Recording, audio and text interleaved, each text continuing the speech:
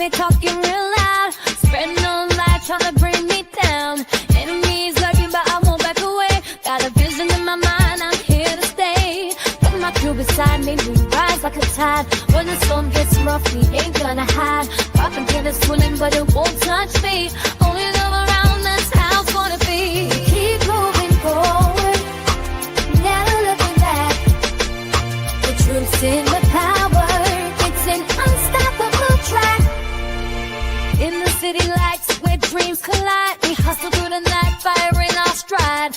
Whispers in the dark can't dim my glow. With rhythm in my soul, I'm ready for the show. We break the chains, rewrite the rules. In this concrete jungle where nobody's fools. Unity sings louder than the lies they scheme. In our heart of the struggle, we dare to dream. Keep moving forward, never looking back. The truth's in the power, it's an unstoppable track. Another Queen Ahmadiyyah production. Haze on the corner, they talking real loud. Spreading no light, trying to bring me down. Enemies lurking, but I won't back away. Got a vision in my mind, I'm here to stay. Got my crew beside me, we rise like a tide. When the storm gets rough, we ain't gonna hide. Rock and get us swilling, but it won't touch me. Only love around us, how it's gonna be. Keep moving forward, never looking back. The truth's in the power, it's an unstoppable track. In the city lights where dreams collide, we hustle through the night, fire in our stride. Whispers in the dark can't dim my glow. With rhythm in my soul, I'm ready for the show. We break the chains, rewrite the rules. In this concrete jungle where nobody's fools. Unity sings louder than the lies they scheme. In our heart of the struggle, we dare to dream. Keep moving forward, never looking back. The truth's in the power, it's an unstoppable track. Haze on the corner, they talking real loud. Spreading no light, trying to bring me down. Enemies lurking, but I won't back away. Got a vision in my mind, I'm here to stay. Got my crew beside me, we rise like a tide. When the storm gets rough, we ain't gonna hide. Rock and get us swilling, but it won't touch me. Only love around us, how it's gonna be. Keep moving forward, never looking back. The truth's in the power, it's an unstoppable track. In the city lights where dreams collide, we hustle through the night, fire in our stride. Whispers in the dark can't dim my glow. With rhythm in my soul, I'm ready for the show. We break the chains, rewrite the rules. In this concrete jungle where nobody's fools. Unity sings louder than the lies they scheme. In our heart of the struggle, we dare to dream. Right. Hello, everyone. Thanks for tuning back in once again to the original Queen Ahmadiyyah-Shakur show. I'm your host, Queen Ahmadiyyah-Shakur, and this is your Daily Vitamins. So as you're coming in, please feel free to go ahead and subscribe to the channel if you haven't done so already. Be sure to click that notification bell and click the word all so you're notified each time the Queen Goddess goes live. All right, so let's get into it. All right, everybody hit that like button. Now, before we get started, let's have a brief word from my sponsor at 12 Tribes. All right, hello, Juju, Claudette, Mel is in the house, Lillian X. All right, Anita Harrell, Timothy, that's a G. Okay, Dangerous is here. All right. Did I say Juju B? Timothy is here. Byron. All right. Let's get into it. Nessie X, I see you. So shout out to all of my loyal royals and everyone tuned into the Queen. And a big shout out to my moderators because y'all know they be putting in work. Okay, I see you, G from the land. Now, before we get started, let's have a brief word from my sponsors. Hey, Deronda. Ursula is here. All right, Panther Strike. Okay, so here we go. Do not buy 12 Tribes on Earth hair growth oil and hair magic elixir unless you want super healthy, gorgeous hair that grows. They have a whole line of amazing hair growth products, including hair growth leave-in conditioner spray, hair growth shampoo, hair growth spray, and hair growth butter. I'm starting to sense a theme here.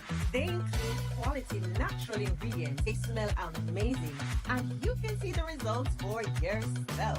So if you're looking for healthy hair growth for your natural or relaxed hair, try 12 Tribes on Earth today.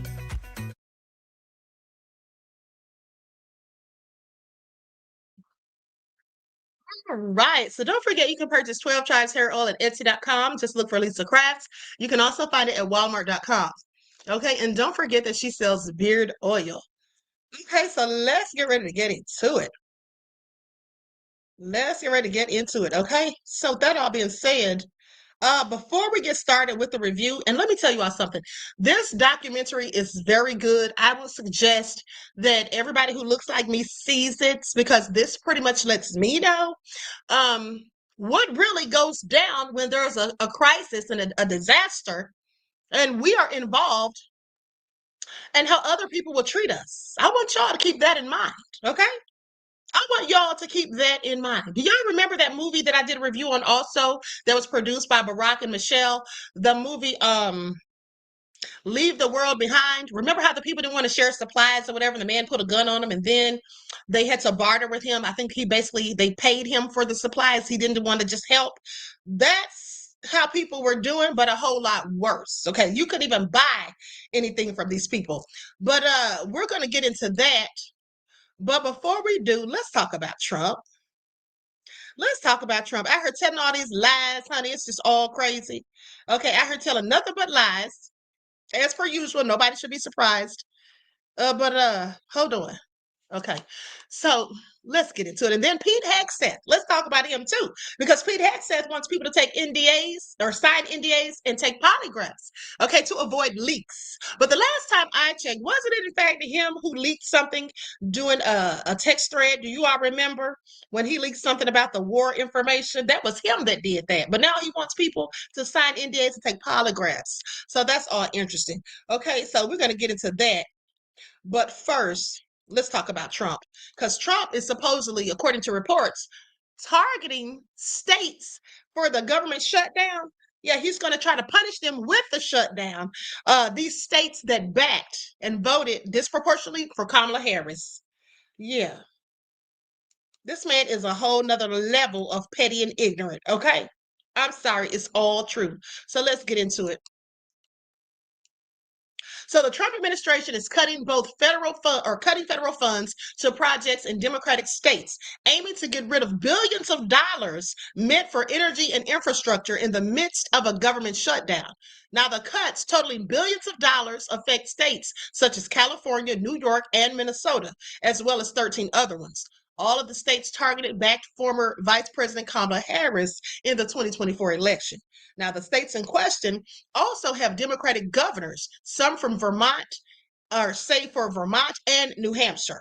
Now, Russ Vought, Director of Office Management and Budget, announced the cuts Wednesday, calling the projects part of the Green New Scam and the Less Climate Agenda. Now, the move is in line with prior statements from President Donald Trump, who said the shutdown could bring a lot of good. Okay, he said we could get rid of a lot of things that we didn't want. This is what he told reporters on Tuesday. And they'd be Democratic things. Yeah, of course they would, Trump. So Vought also announced that the Trump administration would be withholding $18 billion for New York City's 2nd Avenue subway and Gateway tunnel projects. A New York representative called it political revenge. Okay, this is what Trump's all about. Saying clearly outlined by Trump time and time again. This is what Representative George Latimer said. Saying that as he has said many times, he hates his enemies. He is the retribution. Okay. So when they are asked with determining what the priorities are, when they're asked or tasked with determining what the priorities are, obviously they're going to follow their principles and priorities and not the other team. This is what Johnson said to reporters on Thursday, saying that's the results of an election that everyone voted in. Because they basically were talking about how Speaker of the House Mike Johnson defended the actions of Trump and his administration, saying that he had been given the keys to the kingdom. And so they're like, yeah, he's not getting his priorities or principles together at the end of the day. So, what do you all think about that? Trump targeting the states where they voted for Kamala, where they showed more support for Kamala than him. Like, how stupid is this man? This is all such petty BS. Okay, is this what we're doing? And then he's also ticked them off because they said the Dems are seeing red. White House threat of new green cuts has Democrats seeing red. saying our democracy is badly broken when a president can illegally suspend projects for blue states in order to punish his political enemies. Now, this is what Senator Adam Schiff said. So the Trump administration's threat to cut nearly $8 billion in clean energy funding across a swath of states that voted against him in 2024 elections set off a chorus of criticism from Democrats, all accusing the administration of abusing its power. He's been doing that since January. Question is, why aren't they impeaching him? Why isn't anybody making a move? Now, White House budget chief Russ Vaught's social media post on X on Wednesday promising the administration would cancel the Green New Scam funding to fuel the left's climate agenda in 16 states was the latest lashing out by the Trump administration against Democratic lawmakers in the budget fight that has shut the federal government down. I mean, he's still mad at Kamala. He is still so mad. And I want you all to pay attention to something. Do you all notice how Trump's focus of angst? Now, there's a myriad of people that he doesn't like, but the main focus of his angst is Kamala and Obama. Did y'all notice that? I mean, he has more concern about Kamala than Biden, and Biden was the actual president, his actual predecessor. Don't y'all find that a bit interesting? Like, what is wrong with this man? Like, why is he so pressed about Obama and Kamala? All right? Could it be their melanin, perhaps? I don't know. I think it absolutely is. Okay, now the last thing I want to talk about before we get into this review, because this is going to take a minute, is Hegseth. Pete Hegseth ramps up war against leakers by introducing lie detector tests and NDAs to Pentagon. Y'all hearing this? I'm just going to share the screen and let you all see this report. This should be interesting. Okay, this should be interesting. Measurements of his psychosis. Okay, exactly. So anyway, I am done. This whole administration, I mean, just throw the whole administration in the trash, right?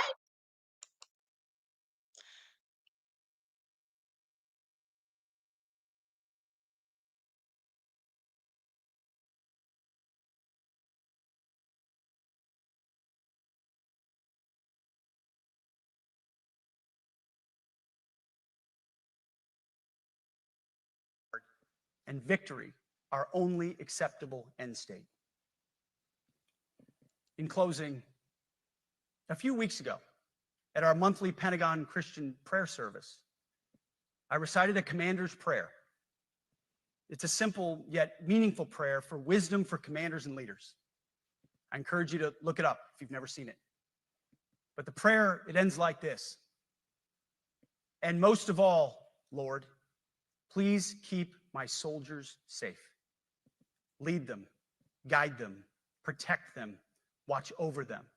And as you gave all of yourself for me, help me give all of myself for them. And amen. I have prayed this prayer many times since I've had the privilege of being your secretary. And I will continue to pray this prayer for each of you as you command. Yeah, sit down somewhere, okay? I'm sorry, I can't. I can't. Laverne said, I don't know what else to say about them. Okay. I didn't know he was going to get up there and start saying all of that. That's from the speech he gave the other day, clearly. But let's talk about these NDAs, okay? Because that's what I want to know about. So he ramps up war against leakers. All right.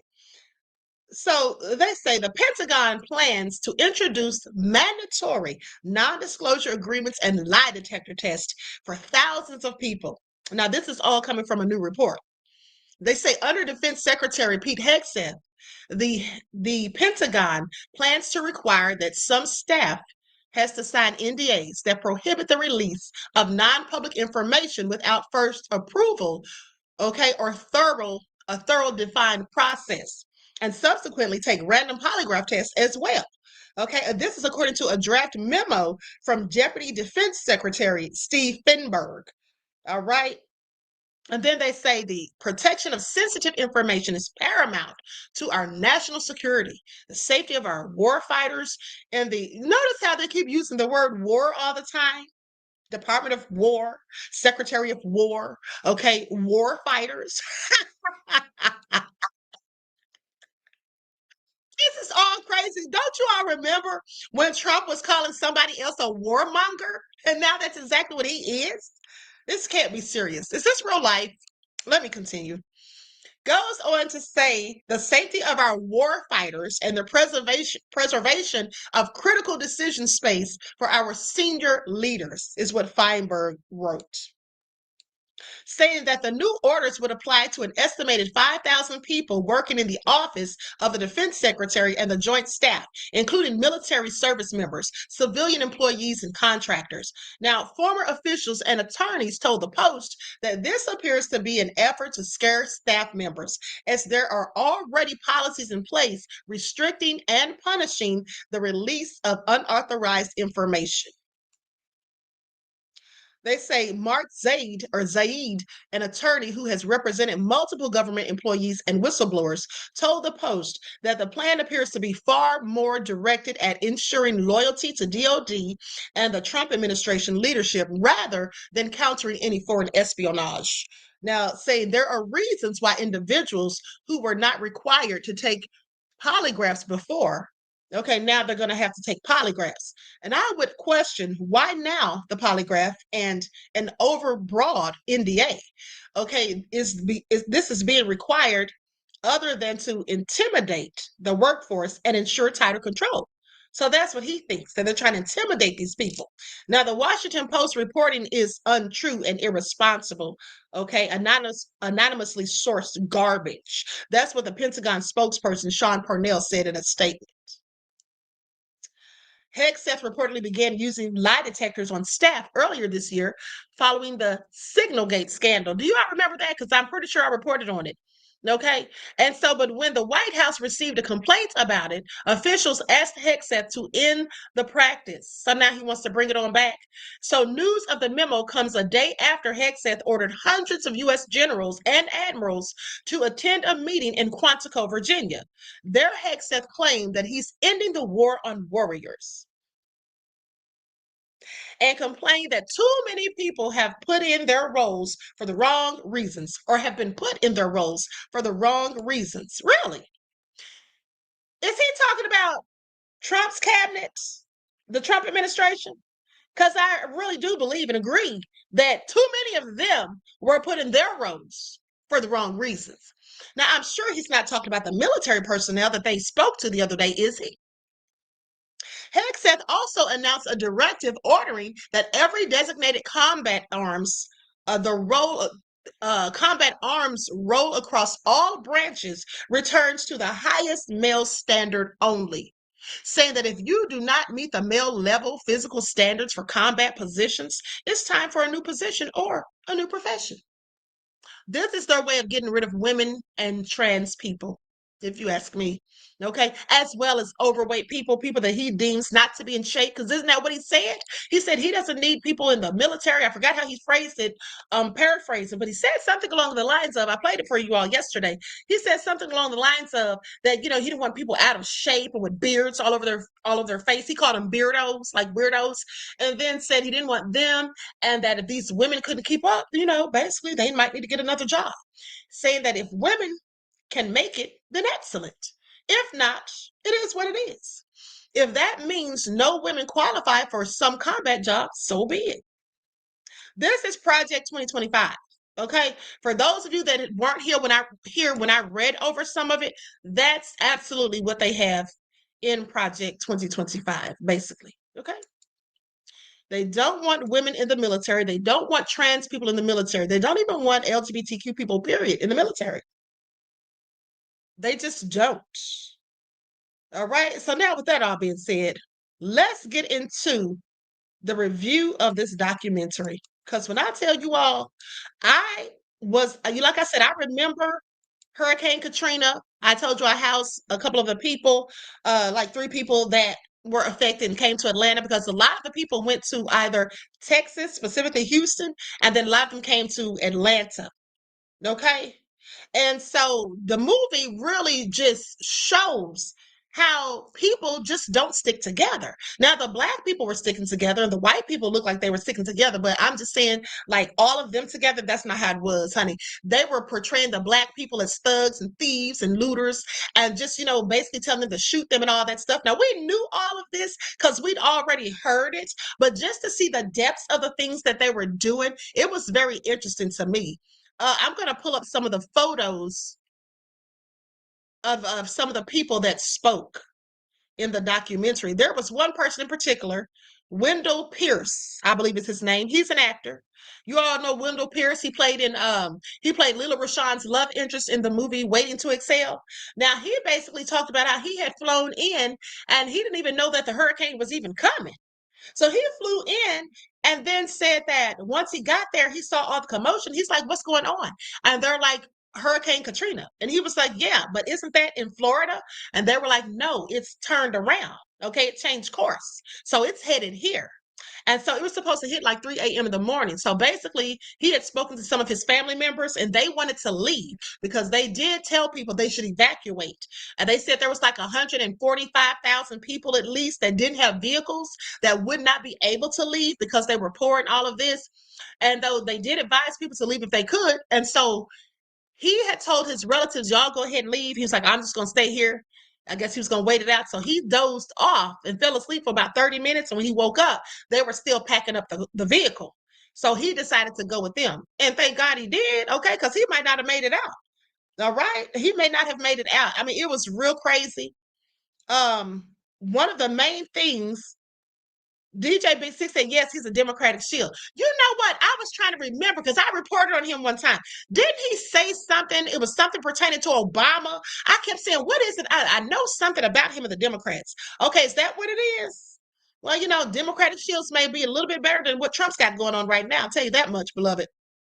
Measurement said he's from NOLA. Yes, he absolutely is. Okay, born and raised.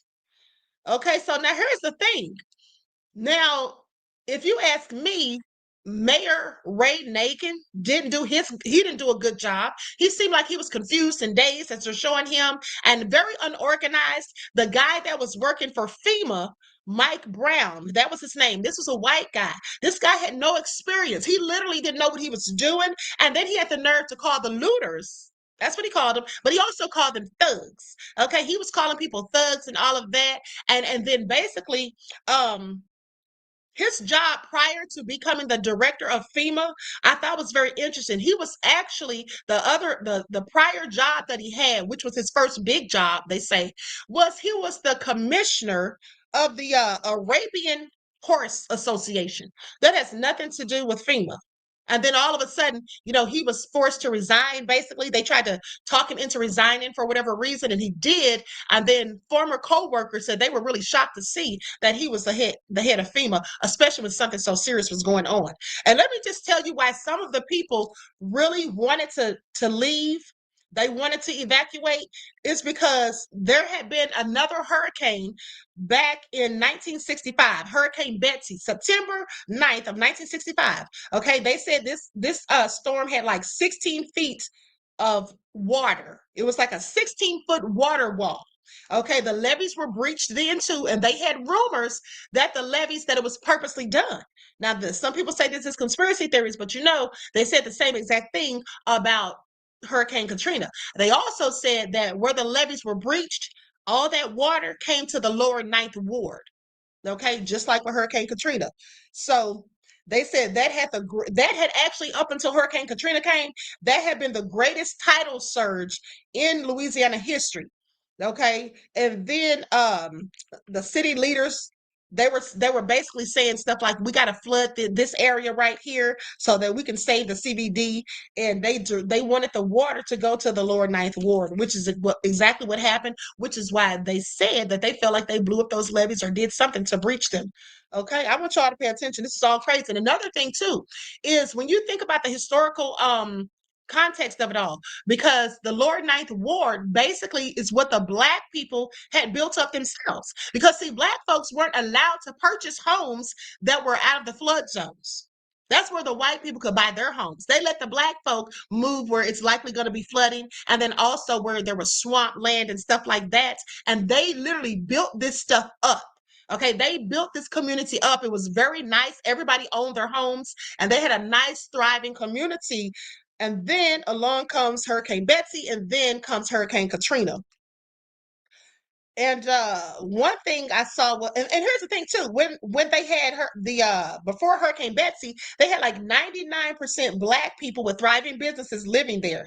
Okay, they say everyone owned their own homes, and they had built up everything. Now, here's where it all got crazy for me. Is when the storm hits, because it hit at like 3 a.m. in the morning. Okay, can you imagine? They had predicted that people were going to be trapped in their houses, that there are going to be people, that drown and all of that. They knew some of this was going to happen, but it was nowhere near the extent of what they thought. Now, one of the things that I thought was interesting was more damage was done after the hurricane passed, because when the hurricane had passed, the next morning it was quiet, the sun was shining, everybody thought, okay, it's going to be all right, we made it through. But then that's when the levees were breached, and all that water came, and it was just so much that caused the devastation. That's what caused the devastation. The water after the levees were breached, not literally just the hurricane. So I thought that was crazy, because I don't think I ever knew that 20 years ago. I don't remember seeing that in the news. But that's when all the devastation happened, was when the levees were breached. Now, I had seen that documentary years ago, the day they blew up the levees or whatever. But at the end of the day, I still didn't realize that this all happened after the hurricane passed, and everybody thought everything was going to be okay. They're going to be safe. And the sad thing was, all of these people that were trapped in their houses and on the rooftops and all this stuff, neighbors were helping each other, because nobody was coming for them. These neighbors were literally helping each other. And I'm going to pull up this video so you all can see some of the devastation that was going on. This is like not from the documentary. Now, some of this may have been in the documentary, I'm not sure, but this is like eyewitness footage. Okay, and I'm not going to play the audio because I'm going to be talking over it, but I'm just pulling this up so you all can see some of the devastation that was happening as the hurricane was raging. Like stuff, everyone, please don't forget to like and share. Thank you in advance. Okay, so anyway, with that all being said, it was very sad to watch. These people got up on their roof because they knew they had to get to higher ground. Okay, so they got the entire family on top of the roof. And then the man says he thought it was going to be okay if they could just make it till the morning came. But then the house lifted up off of its foundation and started floating down the street. Now, can you imagine? The house is floating down the street and all that water. There was another man who said that he had his grandchildren and his elderly mother, and he had helped them, all get up on top of the roof. He had the 2-year-old granddaughter, and he sat her up there. Then he went to get the other grandchild, who was like 3 or 4. And when he went to get her, the 2-year-old slid into the water and just went under. It was like no way he would have been able to find her. And then he was trying to get the mother, and the 4-year-old jumped into the water to try to save the 2-year-old. So he said he's just panicking. He's thinking, okay, I've lost 2 people, and then so he gets his mother.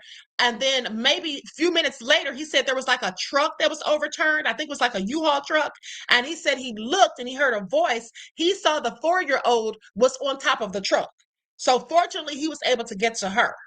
Then there was a mother who talked about her 2-year-old, that she lost her 2-year-old. I mean, it was so sad, the devastation. And just to hear these people's stories was absolutely heartbreaking, to know that they had to go through all of this. This is the mother right here. And these are her 2 sons, but her 2-year-old daughter, whom she's holding a picture of, she didn't make it. And that daughter would have been, she said she would have been like 23. Okay, there was a lady that had a 5-day-old baby, not months, but a 5-day-old baby. These people had to walk to like the interstate, and that's where they all just sat on the interstate, didn't have anywhere to go. The lady who said that her child was 5 days old. She said they had been walking so far just trying to get to help. The police pulled guns on them and told them to turn around and go back that way. Okay. And then there was one family that got arrested because out of their desperation, they had stolen a car. They had hotwired it, I guess, but they stole a car and were trying to get up out of there. And they got pulled over and the police locked all of them up. Another thing is the gridlock. Okay, because some people waited until the last minute to decide to evacuate. Maybe they thought it wasn't going to be as bad at first until, they started getting more information in the news reports or whatever. But when these people started trying to leave, like on Saturday, it was like Friday or Saturday, they started trying to leave. And I'm telling you, traffic was like just jam packed. Nobody could move. One lady says it took her 19 hours to get to Texas. And then they were going to the gas stations. There was no gas. You can't even fill up your car because there's literally no gas. And people were getting frustrated. They started running out of food. It was awful. They were taking people to the Superdome. Now let's talk about that, because there was like 20 to 30,000 people standing in line trying to hope, praying that they make it inside the dome. When they got in there were people, they had to sit in like chairs or whatever. They had nowhere for them to lay down, of course. So they're sitting in chairs and all of that. But then when the storm came, they started having like leaks and stuff. And then they talked about the toilets being flooded. There was feces and stuff. It was a bad stench in the air. I mean, it was just so gross. And then people were dying. Days later, people were dying. Some of these people were already sick, elderly and whatnot. Some people needed medical attention and didn't have the things that they needed. Like there were some people with diabetes. They may not have had their insulin. There were people with heart problems or whatever. Think about someone who's on dialysis or chemo and they can't get their very much so needed treatment. It was just really sad. It really was. And then to add insult to injury, like I said, when they started going to these stores like Walmart and just different stores, to break in and get supplies and everything, because you have to think about it. You're not thinking about, oh, I'm committing a crime. Oh, I'm stealing. You're trying to survive. Okay, your mind is on survival of the fittest. Okay, how are we going to make it through? Nobody's coming to save us. What are we going to do? And then, so these people start going to get supplies or whatever. And then the governor comes on television and gives the order to shoot to kill. And saying that these people are, thieves and all of this. And then you have the guy from FEMA calling them thugs. This is a person who's supposed to be there to help them. The FEMA director, the one who never had any prior FEMA experience, mind you, Mike Brown. But he's sitting there having no empathy whatsoever for these people and just basically, talking about, well, they're thugs and this and that. And this was all directed towards the Black people, mind you. The military comes, they got the National Guard. See, this is right here what I want you all to think about. This is something that Trump would do. I do believe that Trump has taken a playbook. Remember I told you all that Trump's doing stuff that Xi is doing. He's doing stuff that Putin is doing. Okay, he's doing stuff that, like that guy said yesterday, is Hitler-esque. He's doing stuff that other leaders have done, nefarious leaders, okay, that they have done. But also, some of the things he's doing is what's going on, or what went on in Louisiana with Hurricane Katrina. How they sent in the troops to bring back law and order to the city. That's what the governor said. We need to bring back law and order to New Orleans and all that. And so they had all these troops down there riding around, with guns drawn and just ready, pulling guns on anybody who's trying to come out of stores with supplies. Drop it right now. Like they're criminals, not having any empathy and sympathy. It was just literally so sad. And they were doing this only to Black people. I didn't see them do this to any white folk. Okay. And then there was one man that came to save the day, and his name, and he was a lieutenant general. His name is Lieutenant General Russell Honore. Now let's talk about him, because this man, hold on, I'm going to stop the share for a minute because I want to go to an interview where he's literally talking about Hurricane Katrina. Likes up, everyone, please like and share. This is the man who guided New Orleans through Katrina's and the aftermath. Okay. in this video, he basically reflects on the devastation and the things that happened. But let me tell you something. When he got there, he was not playing games with them. Okay, he was going off. He was telling these people, put the damn guns down. He was cursing them out. Put your damn guns down. And then he called the governor and told her about herself, basically because she was supposed to be a friend of his. And she's on the news telling these people to shoot to kill because people are looting because they're desperate for supplies. Okay, because they need water. Some of these people have babies. They need diapers. They need supplies. And it was just so sad how they, went in on the black people like they're common crooks and thieves, but the white people were just survivors trying to get what they needed, and I'm going to get into all of that, but let me share the screen. Like stuff, everyone, please like and share. Thank you in advance.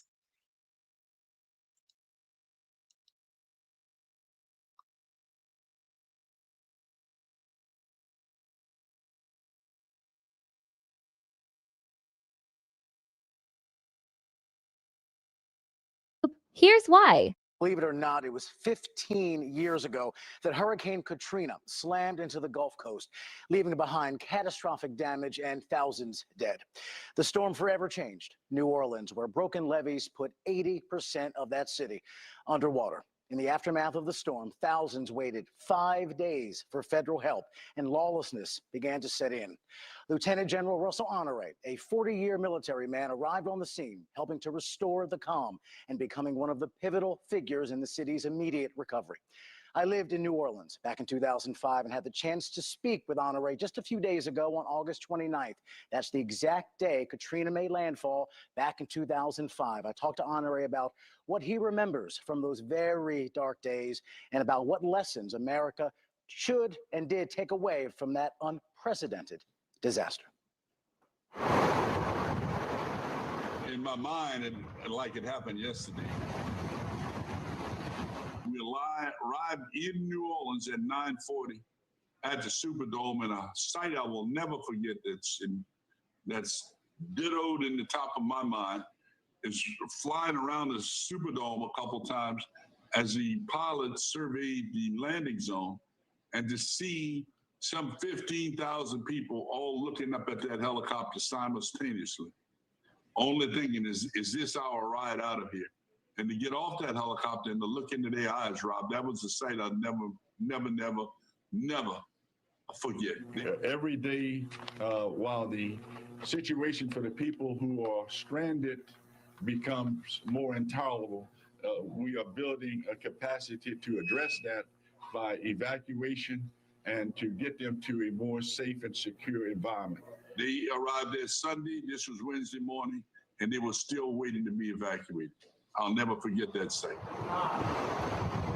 What is your most vivid memory of those early days, and does it feel like 15 years? It's always an emotional time of the year because we know there's a big circle around that date because about almost 2,000 people lost their lives in Katrina, in Mississippi and Louisiana.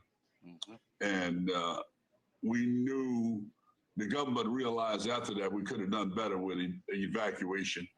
The government realized they could have done better with reinforcing levees. And the governor realized that they could have done better with with post-storm response in getting there quicker. What, as a country, should be the lesson, even 15 years later, that we take from that storm?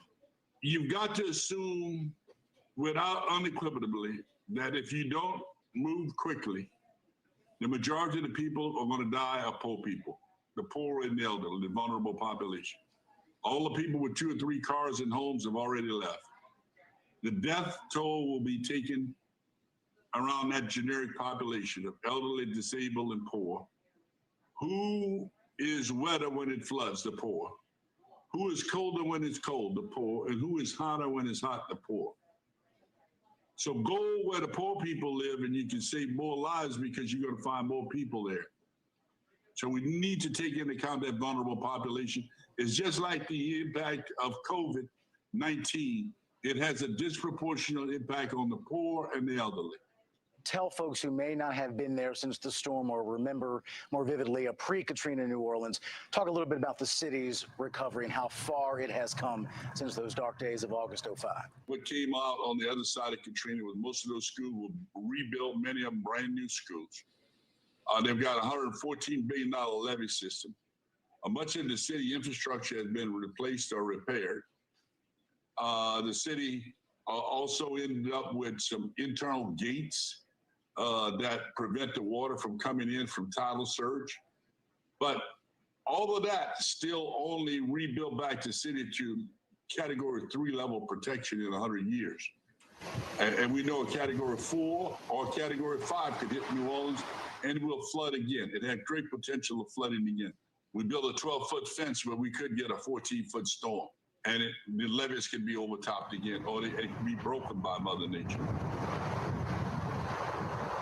Thank you not just for the interview, but for what you did for a city I love 15 years ago during arguably its darkest days. That cannot be, will not be forgotten, sir. So thank you for giving us a few minutes of your time, and whatever comes next, keep on keeping on, as they say, and I appreciate your time. Let me tell you all something. Now, what I find interesting is that this man right here, in my opinion, he absolutely deserves a day of honor. Okay, you know, like all this stuff they're talking about doing for people like Charlie Kirk. I think that man should have been given some type of award or something. His name should be in history books. Okay, after what he did. I literally think his name should have been in history books because he really did an awesome job. Okay, he really, really did. And the bottom line is those people were out there ready to just attack the black folk. Okay, they were overlooking them, like when the helicopters were coming to help. They were saying that sometimes the boats and the helicopters would come and help white people, like their neighbors, but not them. There were people on top of the roofs waving and all that, sometimes trying to get attention. The people keep going. And then it got word to George Bush that there were snipers in Louisiana that were shooting at the helicopters. But that's not exactly what was going on. It was all misinformation and them, again, taking, putting 20 on 10 when it comes to black folk. Okay, and I'm gonna play General Honore talking about that as well. Now, someone asked, is he still alive? Yes, he's absolutely still alive. He was in the documentary, beloved, and this is what he actually said in the documentary. I just recorded it. No, there's no snipers here. I said, well, go verify that. Well, guess what? People would see a helicopter flying and they were isolated, and they take the shotgun, shooting in the air, think they'd get the helicopter attention. Again, reality from what we see on TV. Reporter from our affiliate station, WDSU, Ed Reams, said the unrest is so bad that his boss ordered him to leave the city. He said the looting was starting to get so out of control, our general manager is fearing for our lives.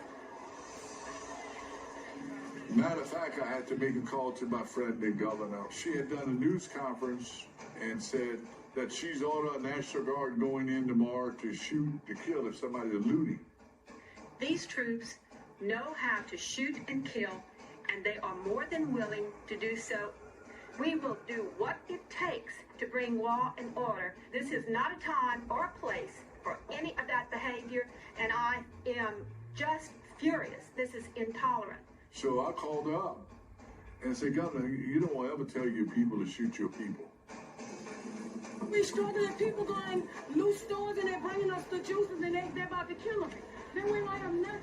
We feeding the children. Tell you, if you stood there from Saturday and it's now Thursday and you still waiting on a fucking bus, I'm not sure if you call that looting when people go in the store to get food and water. Everybody gonna go into survival mode. Should police be focusing on the looters at this point? We would later learn when they would examine crime statistics in the city that actually the narrative of like, oh my God, crime is out of control and now police have to patrol the streets. It just wasn't accurate. But people are armed, and so there was a lot of a sense of, I'm going to go and protect my home. Some people have taken the law into their own hands. Stay right down there, stealing boats, breaking in our store here. There was so much misinformation and hysteria. It literally led to people getting shot. One of my neighbors told me that they evacuated people at the ferry from Algiers Point. And that was an area that I wasn't too familiar with.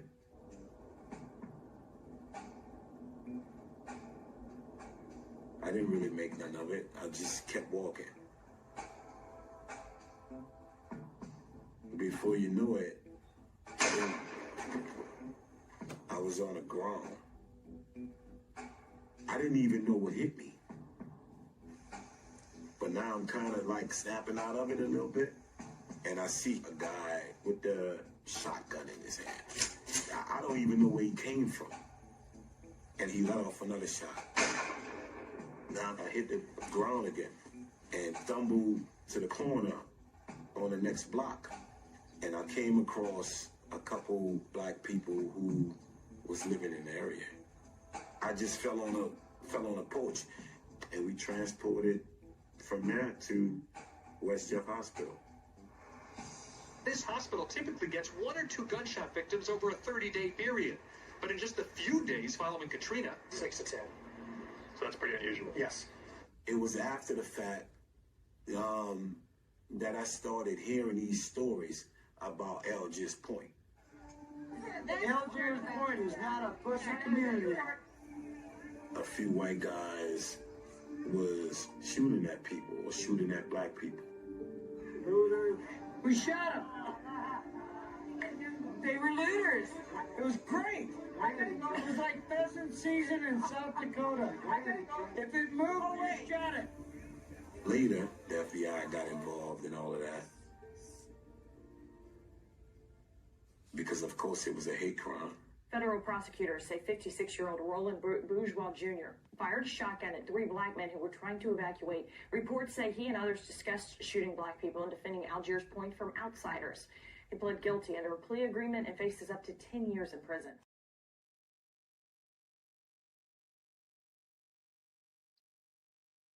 Okay, so you all heard that? They were literally shooting at these people. They're just trying to make it across so they can get to the ferry to get help. And you're going to shoot them. And now he survived, but they killed some of these black folk.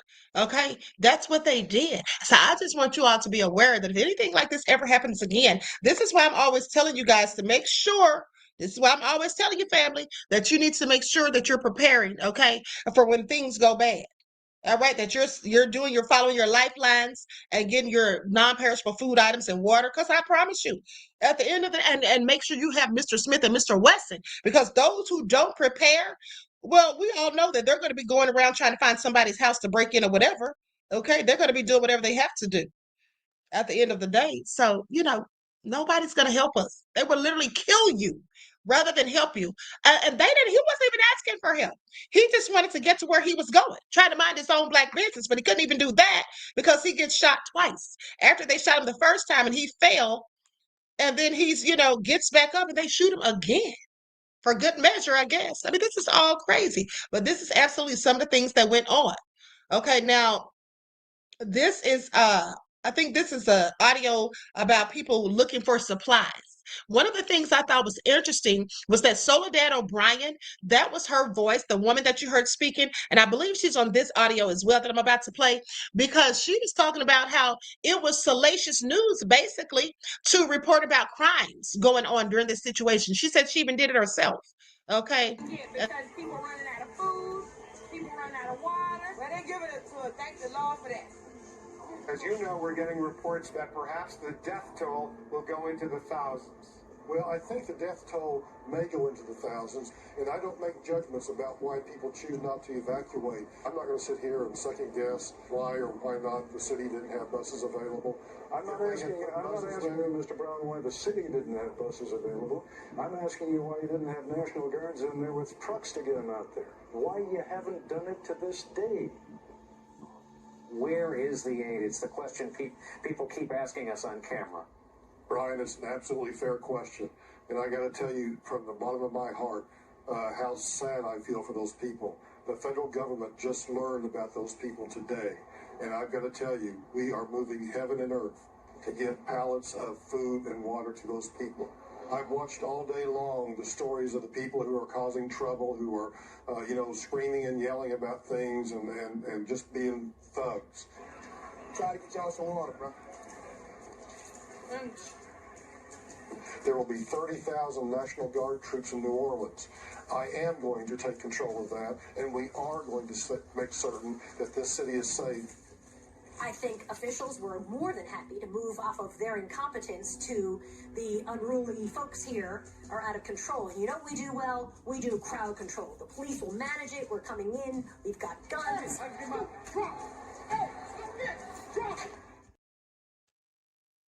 Okay, so did you all hear that? Now he's acting as though he's there to help these people, that he really has concerns for them, that he feels so sorry. But in the same breath, he's calling them thugs. And then saying there's many of them complaining about stuff. Of course they're complaining. These people have been waiting for days. There has been little to no help. And then they've run out of food and water.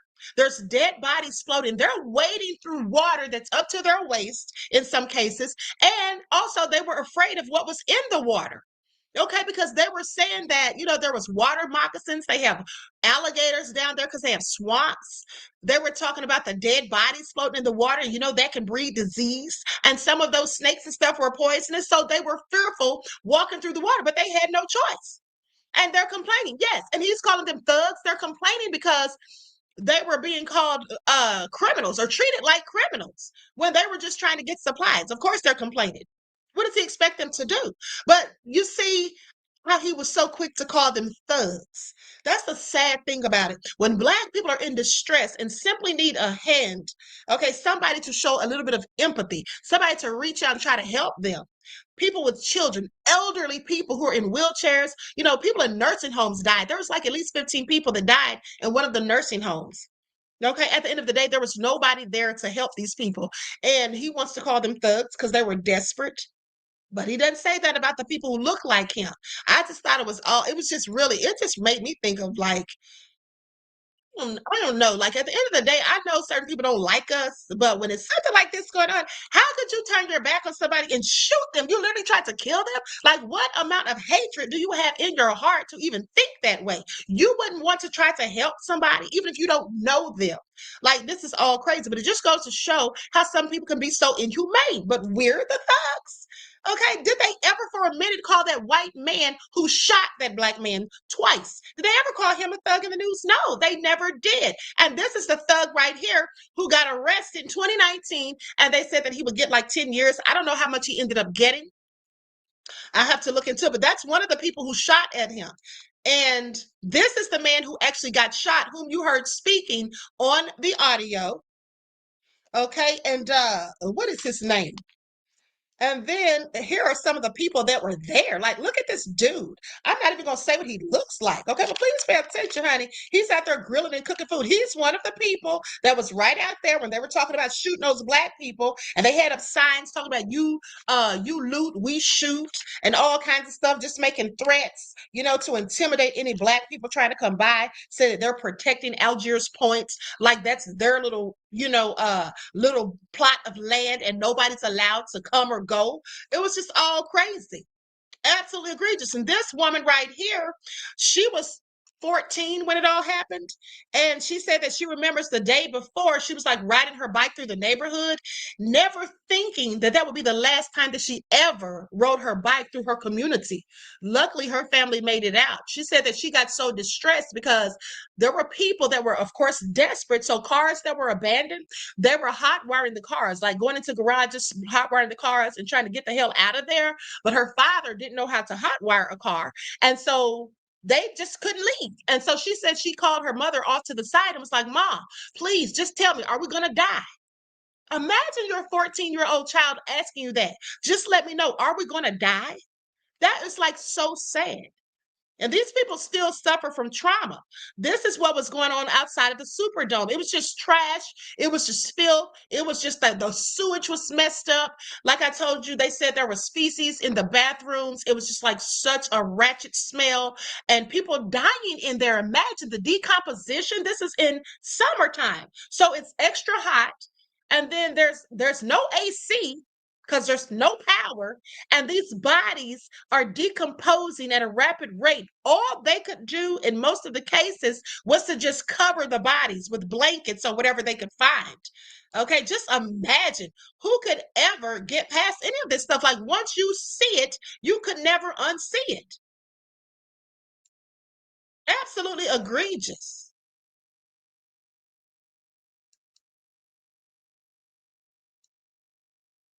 This is a lady right here. That's a picture of her mom on her shirt.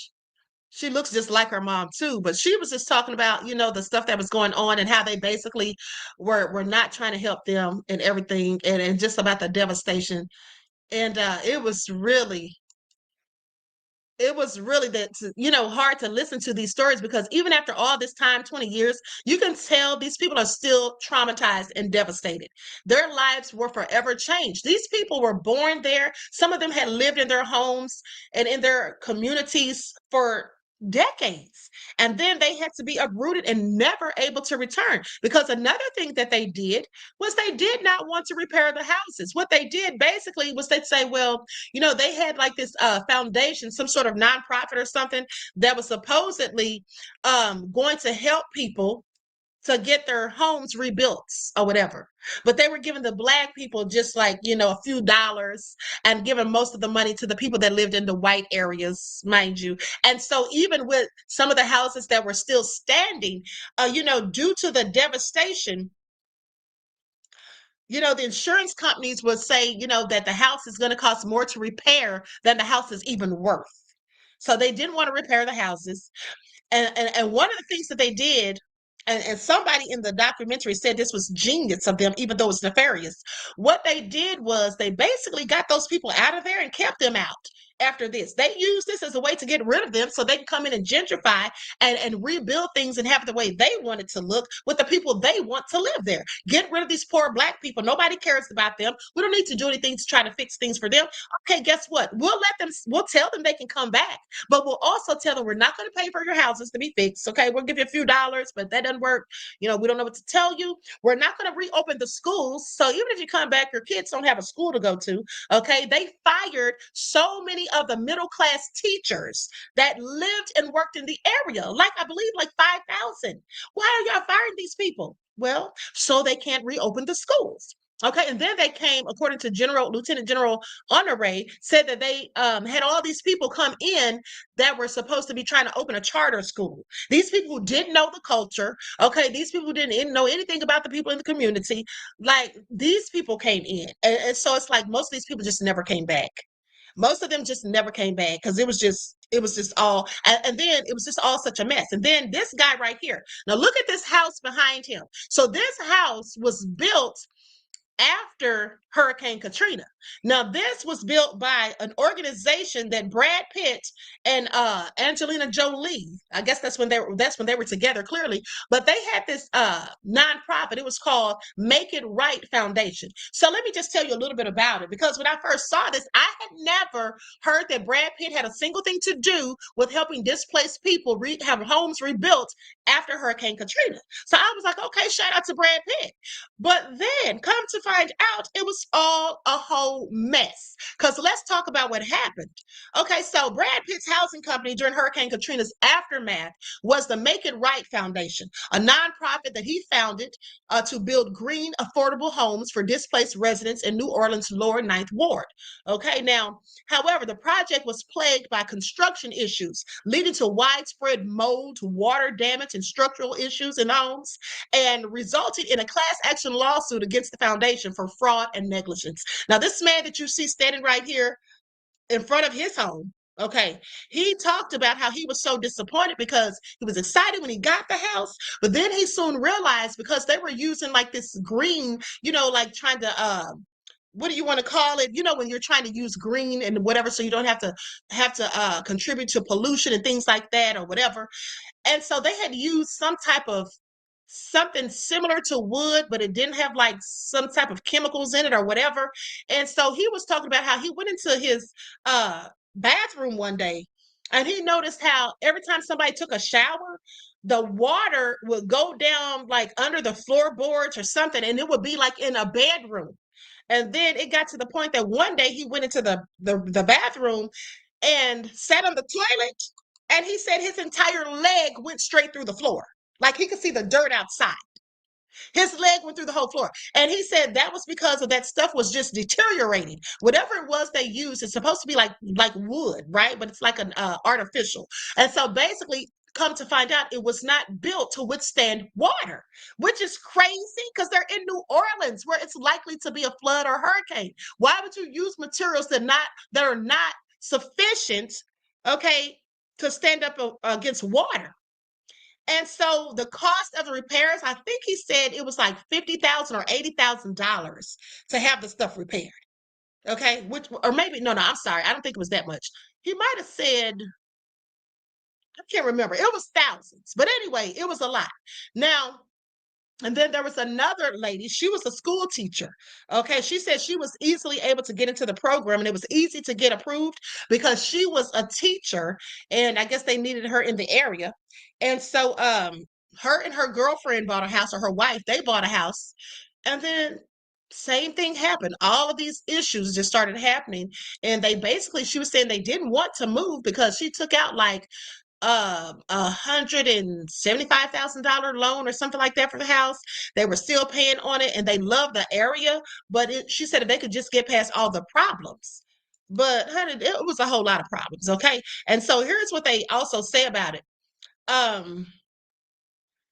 So they said the construction flaws. Residents reported numerous problems, including water leaks, mold, rotting wood, and cracked foundations. Okay, then the people were unresponsive to the repairs. Now, here's the funny thing. The people that were doing this, the organization, they actually had an office, right? They had like a house that they used for an office in the area. So anytime residents had a complaint, you could just go there and file your complaint. Well, honey, after they started getting those complaints, what did they do? They packed up and got the hell up out of there and stopped answering the phone calls. That's what they did.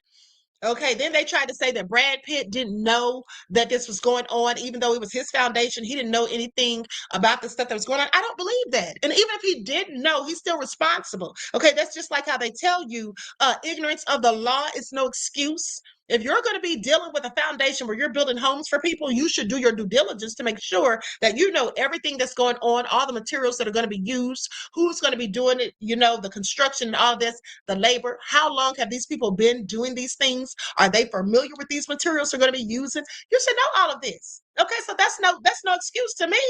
That's no excuse. And so these people filed class action lawsuits. And they talked about a class action lawsuit was filed by residents alleging that Make It Right sold them defective and improperly constructed homes. And then they said there was a lack of transparency. Make It Right has faced scrutiny for failing to file required annual financial documents with the IRS and has been difficult to contact. Yeah, so nobody can contact them, not even the IRS.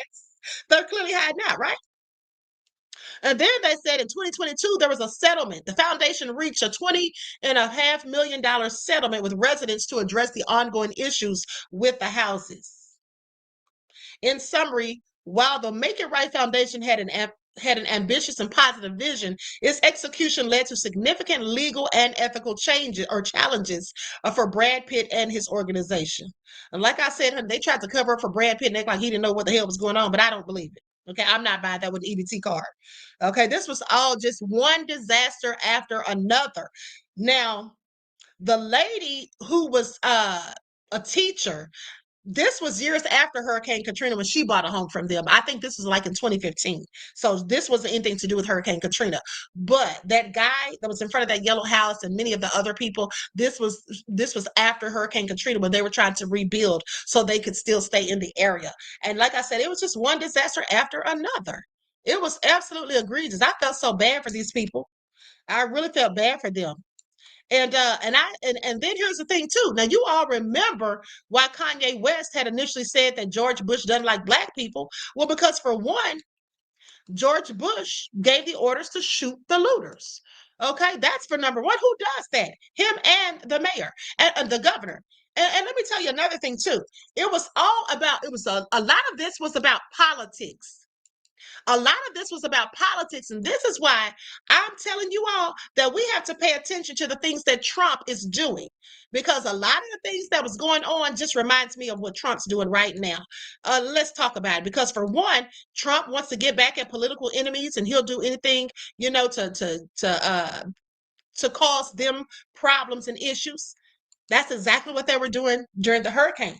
You see, because first of all, the state and federal officials didn't get along. They had beefs between them. Okay, so now they say that George Bush, first of all, let's talk about George Bush, because he was on a whole vacation when the hurricane hit. He knew the hurricane was coming. Okay. He was on vacation, and then even after the hurricane hit, he stayed on vacation for 2 more days. He literally stayed on vacation for 2 more days. Okay. I don't even remember that. I probably knew that 20 years ago. I don't know, but I didn't even remember that. I remember Kanye saying that he didn't care about Black people because he ordered them to be shot if they were looting. But the fact that he stayed on a vacation for 2 more days after a hurricane did such devastation, a category 5 hurricane at that, and then when he did speak on it, because he had to give a speech, I forget what the speech was about, but this speech lasted all of 32 minutes. He only spoke about the victims of the hurricane for 2 minutes. That's how much he gave a darn about it. So I absolutely see why Kanye was so mad as hell at him. Okay, then when he got in Air Force One and flew to New Orleans, and he's flying over, peeking out the window, looking at the devastation, like, whoo, glad I'm not down there.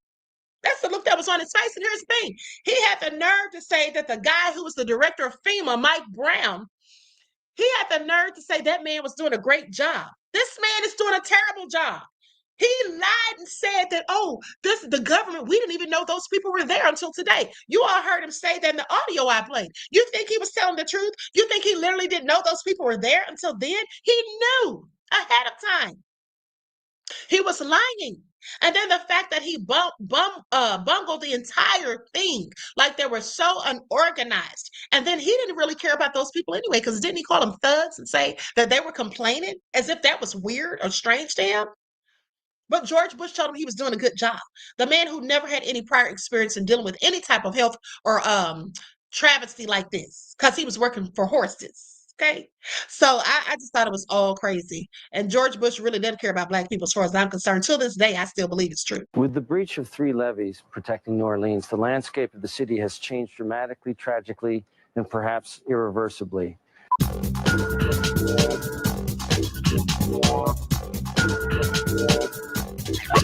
I hate the way they portray us in the media. If you see a Black family, it says they're looting. See a white family, it says they're looking for food. George Bush doesn't care about Black people. Perhaps surprisingly, maybe not surprisingly, one of the subjects that's gotten the most attention in the last couple of days is what you write about Kanye West and what he said about you after Hurricane Katrina. Yeah. George Bush doesn't care about Black people. He clearly has heard the furor over that, and he has read the headlines. He stopped by to see me yesterday. Oh, really?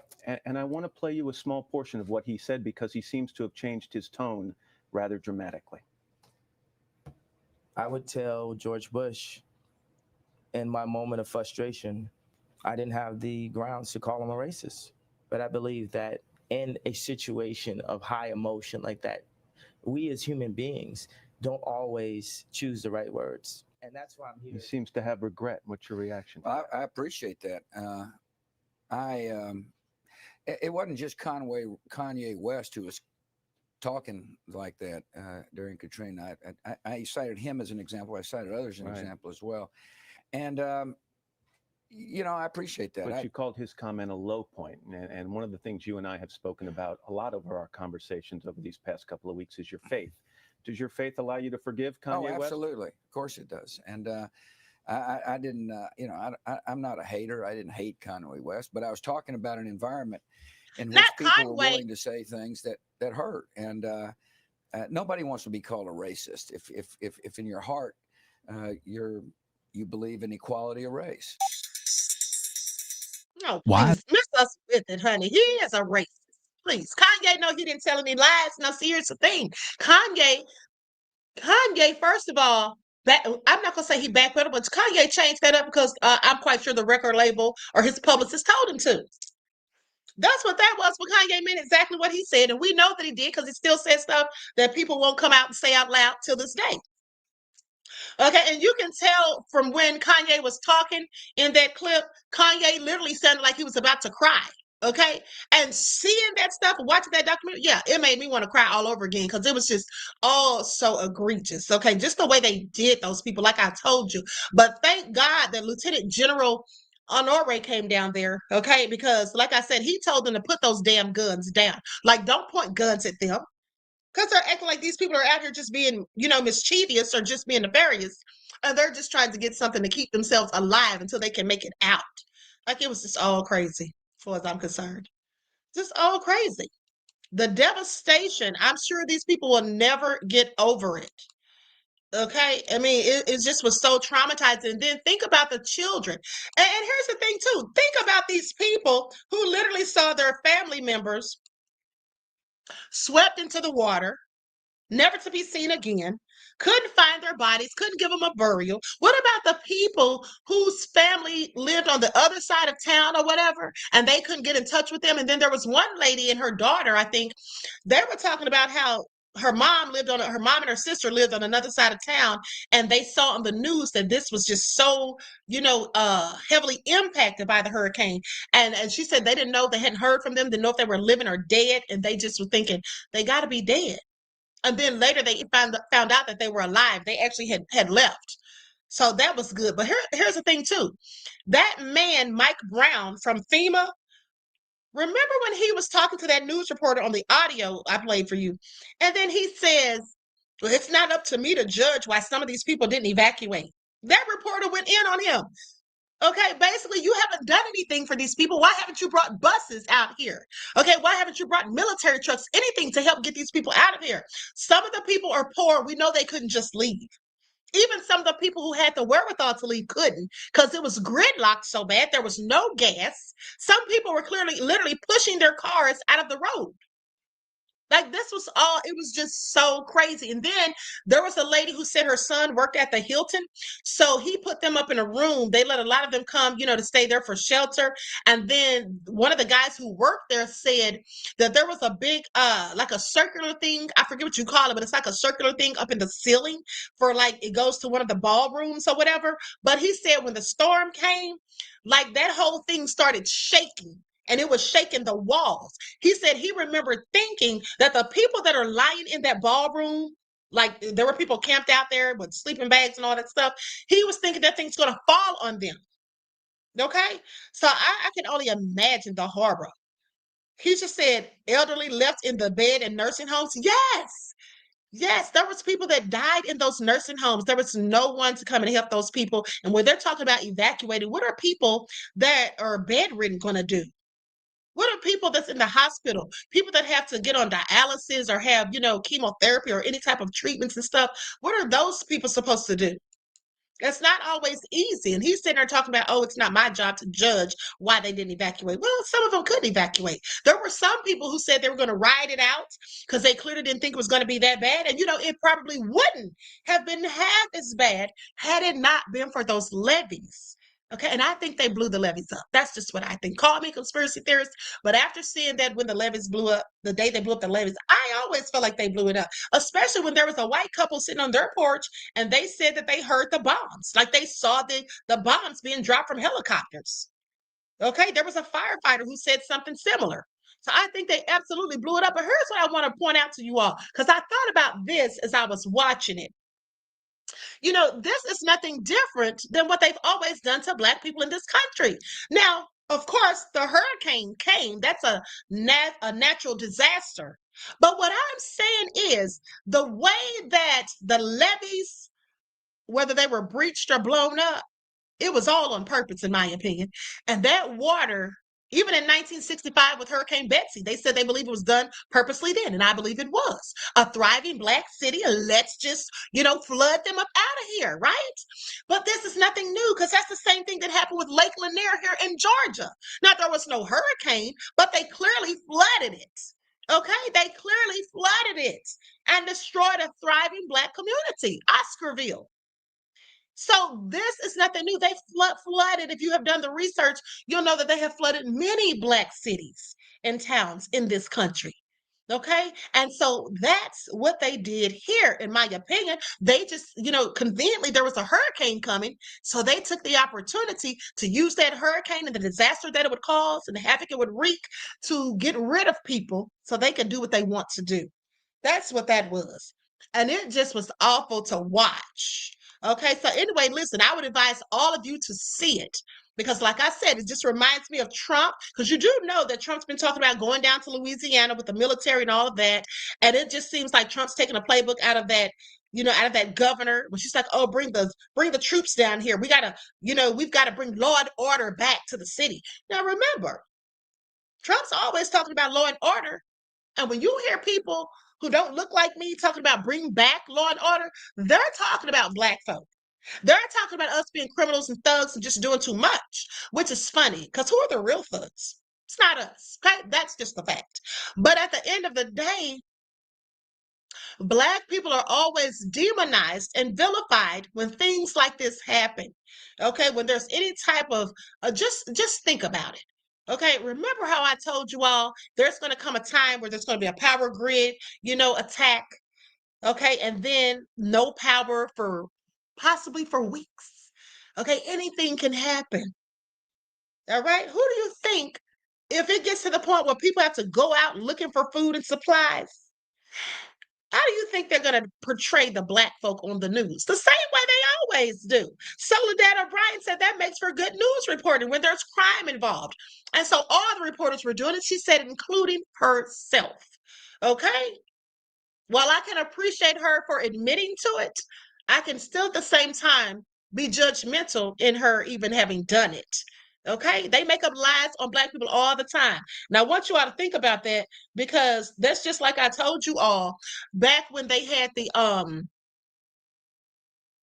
there was Max Weber, okay, who used to be a news reporter. He passed away. But remember, I told you all before he died, he said one of the things that he hated the most about being a journalist was the lies that they had to create on Black people, African Americans specifically.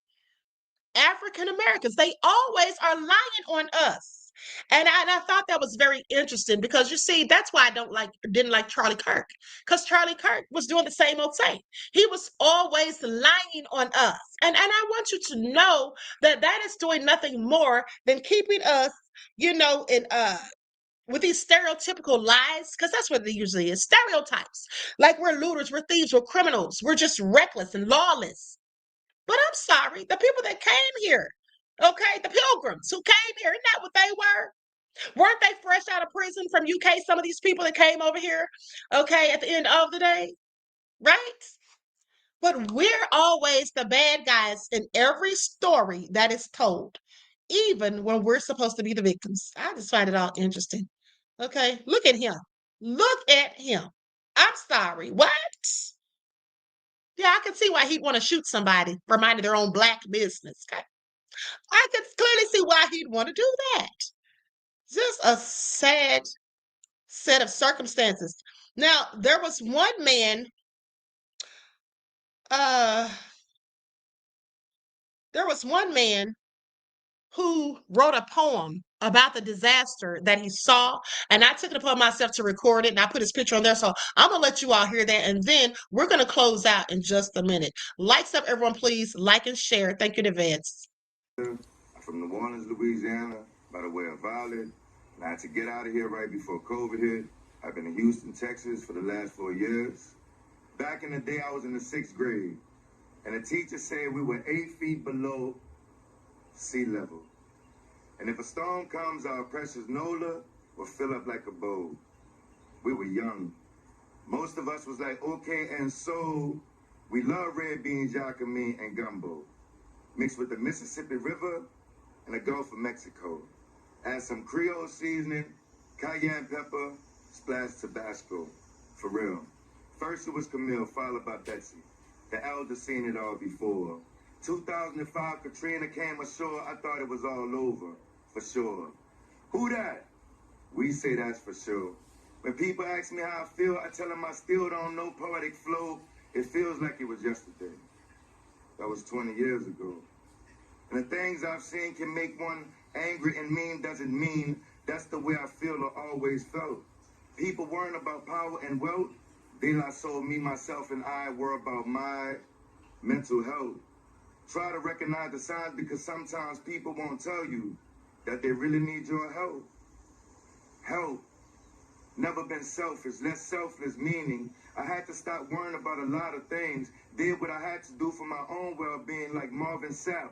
I never would have made it. Somehow, some way, mama, I'm okay because they prayed for me.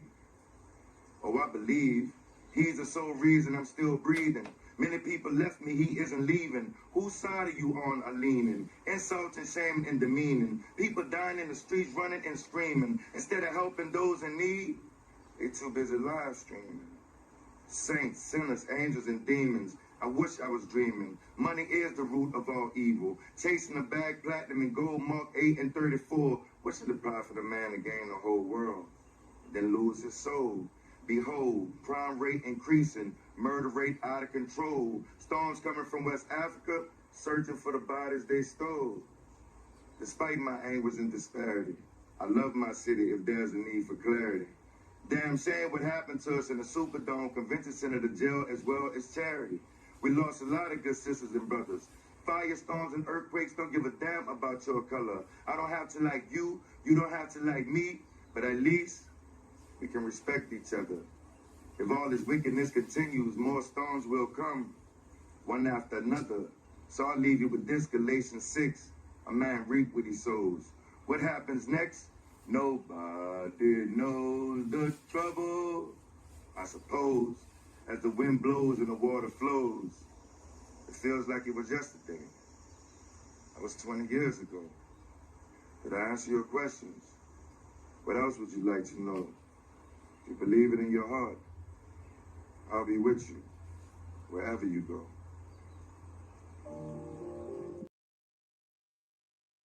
That is so sad. That was a very nice poem. And let me say this too. Ray Nagin, who was the mayor at the time. Now, when they told this clown, because he's a whole clown to me, I never liked him. They said they warned him that there was going to be a 25-foot storm surge, and they told him that the levees would not be able to withstand it. And so they told him also they predicted numerous deaths. Okay. And people trapped on roofs and trapped in homes and all of that. And they said it was not organized. Like they didn't have a very organized evacuation plan or even, means of getting out there to adequately try to help people. None of this stuff. And so they didn't have it all planned out. And mind you, this was like prior to Hurricane Katrina, there had only been like 3 storms of this magnitude, okay, in history. If I'm not mistaken, this was like the 4th one. But Ray Nagin, in his stupidity, he told them buses and planes, like when they were interviewing him one day, and they were like, well, people need to evacuate. And he's like, well, they got buses, planes, Amtrak, people can rent cars. That'll get people out. And the reporter asked him, like, what about people that are poor who can't afford Amtrak and planes and buses? What about them?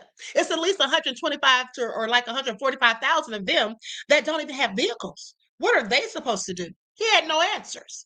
Okay. And it was just so annoying to me how cavalier he was all about it. And that guy, Mike Brown from FEMA, saying, oh, it's not for me to judge why people didn't evacuate, why they didn't choose to evacuate. Some people had no choice. That's the thing. Some people had no choice. And I want you all to pay attention because one thing that I know about this country, and you all know it too, is that they demonize and vilify the homeless population. The poor people are frowned upon. Now, this country claims they don't have a caste system, but I think they absolutely do.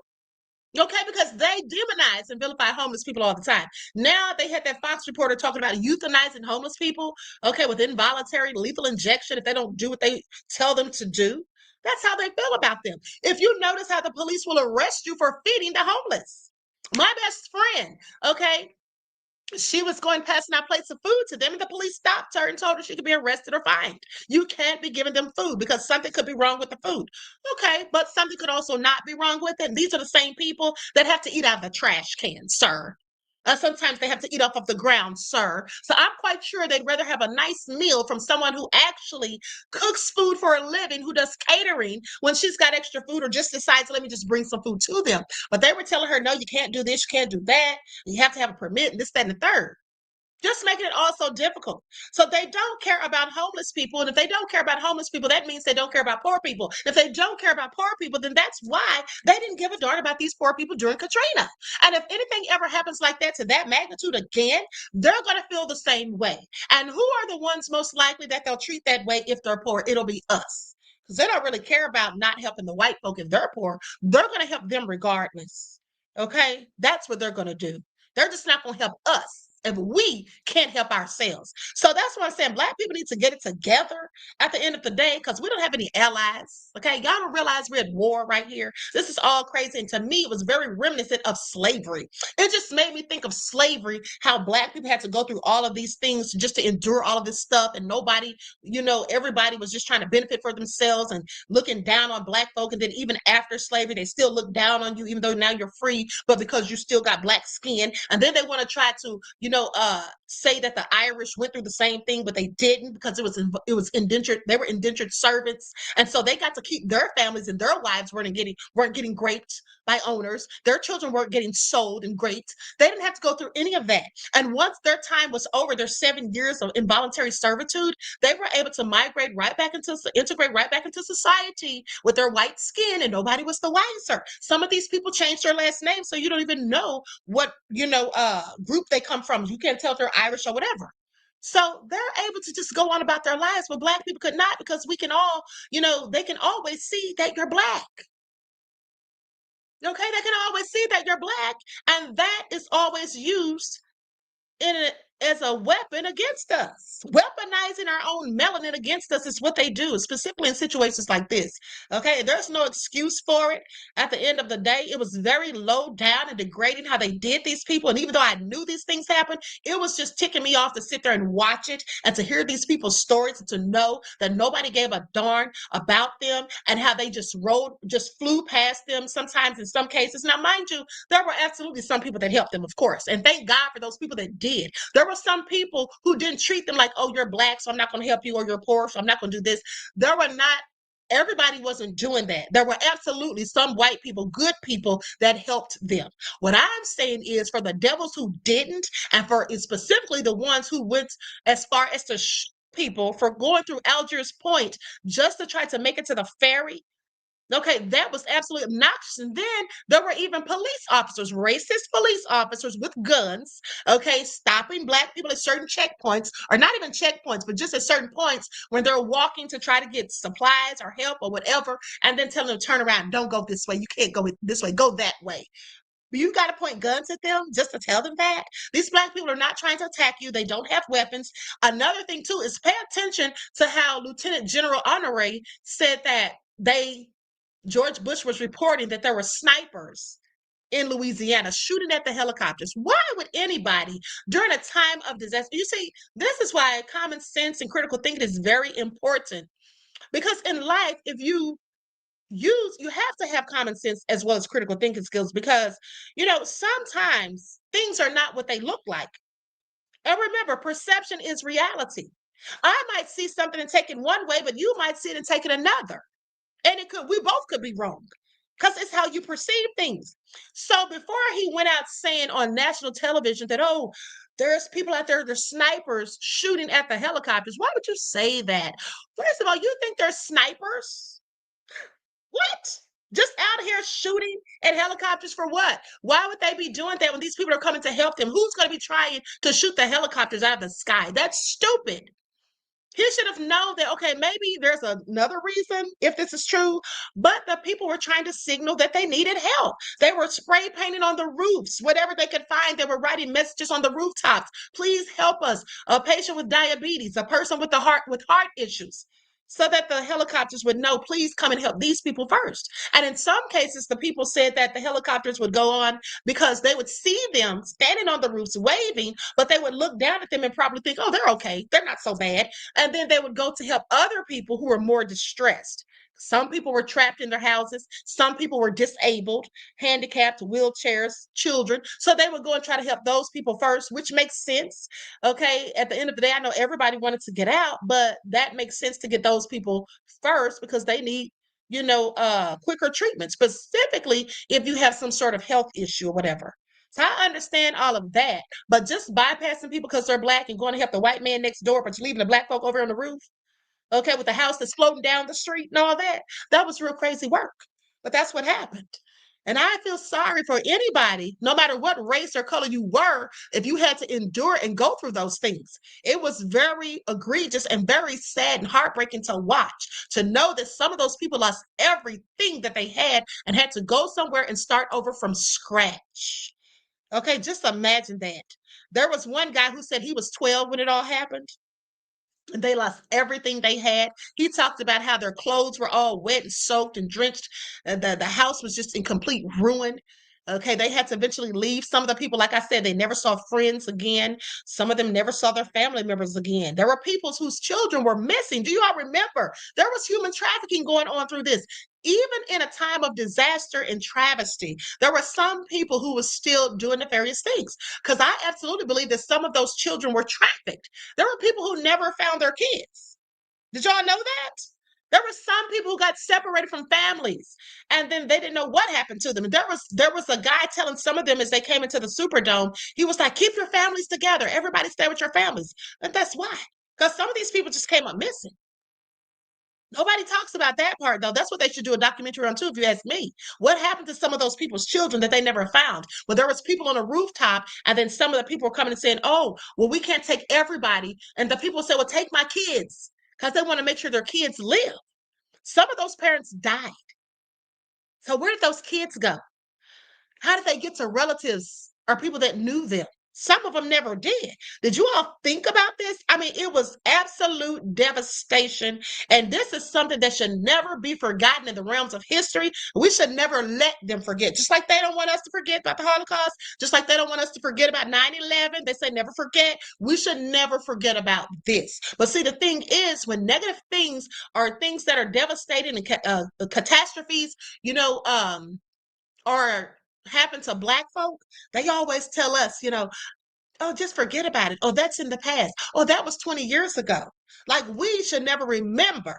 You see, America wants to sweep this under the rug because they know what the government did to Black people. And that is something that every Black person within the sound of my voice who's listening, whoever sees that documentary, you should forever have this etched in the back of your mind because this happened in 2005. This happened in 2005. We could talk about Rosewood. We could talk about the Tulsa Massacre. We could talk about all those things. And that was years ago. That was decades ago. Why y'all still talking about it? This happened 20 years ago. That ain't that long ago.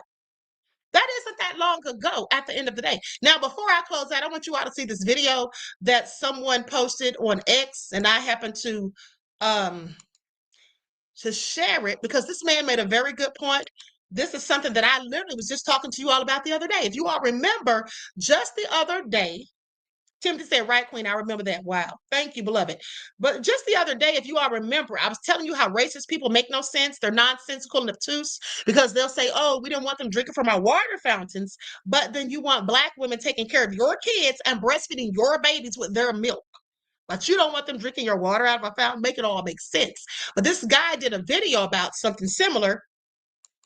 And I thought it was very interesting what he said. And then he tied it to Charlie Kirk, just like I did. Like I just tied this to Charlie Kirk by saying Charlie Kirk was one of those people who would lie on Black people. And this is what a lot of them do, specifically those on the right. They will absolutely make up lies on Black people to make us look bad, to paint narratives and to spew lies and hate.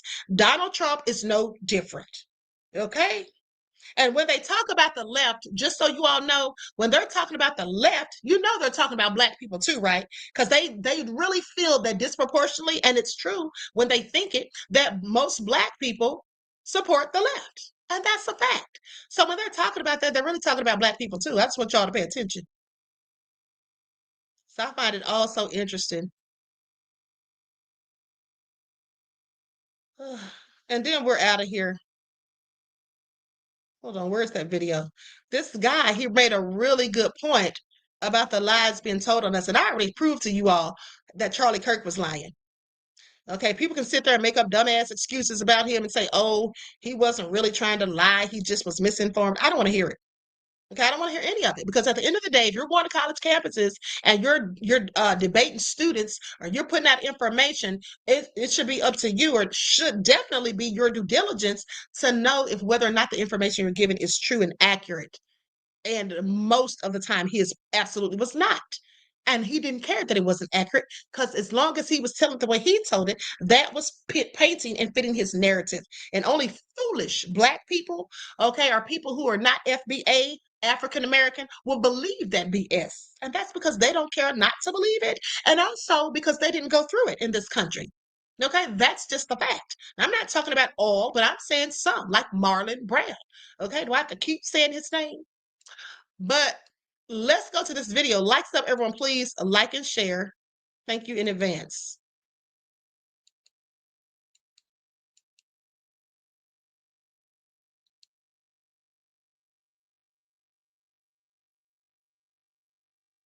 Let me show you just how strong the white supremacy propaganda machine is. During slavery, white people forced Black women that were enslaved to leave their own husband and children to live in the white slave master's house and raise the slave master's children. And white people called Black women that were forced to do this mammy. And every depiction or image of a mammy always depicts Black women as being smiling, happy, joyful women. That's because it was the pervasive belief amongst white people that Black women enjoyed being in slavery and enjoyed being ripped from their children and their husband, and then being forced to raise the children of their oppressor, their slave master. And so, to reiterate this false narrative, this lie, every image that is created by white people of a mammy is seen smiling. Well, here's some actual photographs of enslaved Black women that held the position of mammy. This looks like a woman that has been forced to be there and take care of these children. There's no happiness or joy in this woman's face either. This woman looks like she is full of sadness and anger.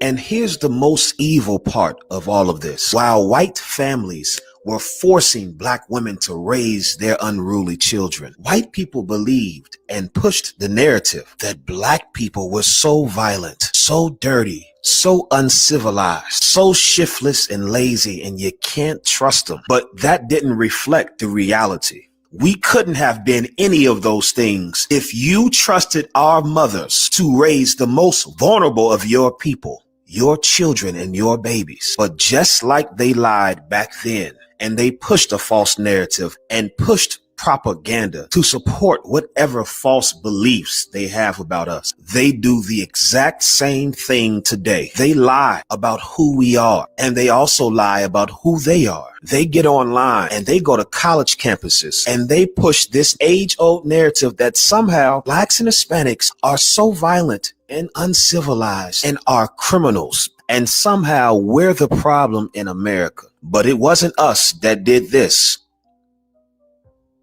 or this or this. No, see, you have to lie about who we are and who you are. And the message and propaganda that you push does not align with reality. And quite frankly, it's tiring. Okay, somebody send that to Marlon Brown, okay? Because his dumb ass needs to know that too. The lies, okay? The lies. Well, see, he don't want to believe it because he's not one of us. All right? Said what I said. Now, with that all been said, D Major says Americans have the attention spans of gnats. Okay, this is likely true, beloved. Absolutely, I agree. Some of us do. All right, and thank you for your contribution to the channel. Peace, love, and blessings. One box says, "Hello, Queen. I was in Orlando when it happened. In my mind, it was a thought changer. Okay, Charlie Kirk's in hell." Thank you for your insight to the topic, beloved, and for your contribution to the channel. Peace, love, and blessings. Okay, listen, look at Lillian X trying to listen, Lillian. Okay, you just had to put in the chat. I knew it was going to be somebody. Lillian says, Queen, did you discuss bobblehead Sharpton yet? No, I didn't, and nor am I going to. Now, let me just make a reminder to myself. We'll talk about it in the morning. Okay, so again, you guys are going to have to wait because I'm about to conclude this broadcast, honey. Okay, I'm about to conclude this broadcast, honey. I was hoping nobody said anything because I already told my best friend. I said, honey, I told them I was going to expose Sharpton, but y'all know I don't like to talk about too many different things when I'm talking about something like this. So no, we'll talk about that in the morning. All right. So tune in. Tune in. D-Mac said, Queen said, I gotta go. Okay. Like Tasha K says, and now I gotta go. All right. So anyway, listen, I hope you all enjoyed it, but make sure you check this out if you have time. It's on Netflix. Okay. It's like 3 episodes. Okay. It's like 3 episodes long, but it's absolutely worth watching because just to see the devastation, to hear the stories and the voices of the people that actually lived through it, and just to see the things that were done to Black people, how they were demonized and vilified, a tale as old as time, because aren't we always the ones that bear the brunt of it whenever there's a tragedy, even if we didn't cause it, had nothing to do with it? Okay, so anyway, with that all being said, I love you all to life. If you didn't catch the broadcast from earlier this morning, please go back and watch it. And I will see you all in the morning for your morning wake-up call. Until then, each one teach one. That's how we grow and thrive. Do something productive, constructive, but never destructive. And always remember, beloveds, to keep the Most High first in your lives. Oh, let me say one more thing, beloveds. You all do know, hold on. You all do know that they're going to sentence Diddy tomorrow. Y'all know they're going to sentence Diddy tomorrow, right? So we're going to have a Diddy watch. We're going to have a Diddy sentencing watch. So y'all tune in, okay? That's what we're going to do. I just thought about doing that today. So we're going to tune in so we can see what Diddy gets sentenced. And after this, I hope the Diddy debacle is over, okay? I hope the Diddy debacle is over after this. But yes, tomorrow, that's what we'll do. We'll tune in for it. All right. So anyway, I'll see you all in the morning. Each one teach one. That's how we grow and thrive. Do something productive, constructive, but never destructive. And always remember, beloveds, to keep the Most High first in your lives. Peace.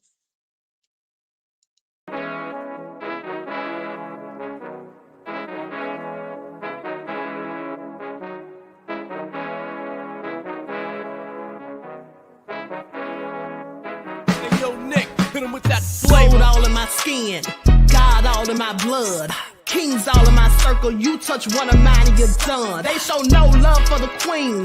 Why you hating on me?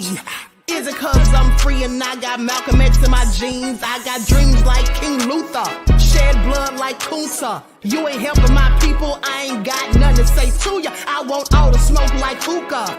Talking reparations, America won't be great until they give us compensation. I'm like, I'm the hottest right now. That's See right. A bunch of lames out here trying to jock on my style. They be doing too much. I'm the queen, it's too easy. It's like they all in Popeyes, how they be talking so greasy. I just sit back and laugh while these haters get madder. So nefarious how they don't want my pockets with cheddar. I tell them they can do better. These snakes in the grass can leave a bite on your ass, cause y'all be trusting too fast. I got my foot on the gas, other one on they necks. Dropping receipts on haters, you better show some respect. I'm never facing regrets, we only facing the threats. Running through every challenge like a relay, break no sweat. It's a cold game, so I got that blanket with me. Now that my people awaken, ain't no going to sleep. I do not play by my piece, this time I'm playing for keeps. You talking slick, but when I see you like them ends, we gon' meet. And I got gold all in my skin, God all in my blood, kings all in my circle. You touch one of mine and you done. They show no love for the queen. Why they hating on me? Is it cause I'm free and I got Malcolm X in my jeans and I got gold all in my skin, God all in my blood, kings all in my circle. You touch one of mine and you done. They show no love for the queen. Why they hating on me? Is it cause I'm free and I got Malcolm X in my jeans and I got